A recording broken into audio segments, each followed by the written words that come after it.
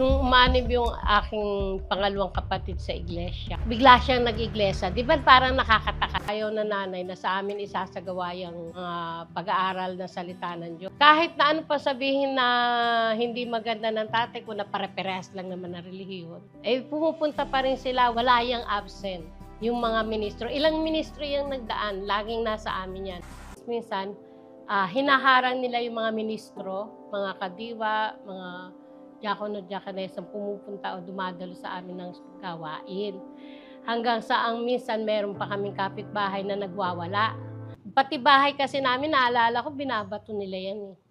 Akala ko nga nung minakapakinggan akong istorya ng isang iglesia ni Cristo na binabato, hindi mangyayari sa amin yun. Pero talagang buhay na saksi, natutupad lang sa amin ang hula ng iglesia.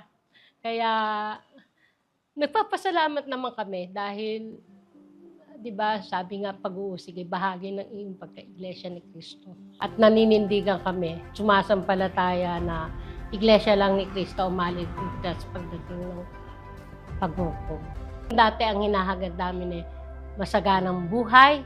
Ngayon, mas hinahagad namin na manatili kami sa banal na iglesia.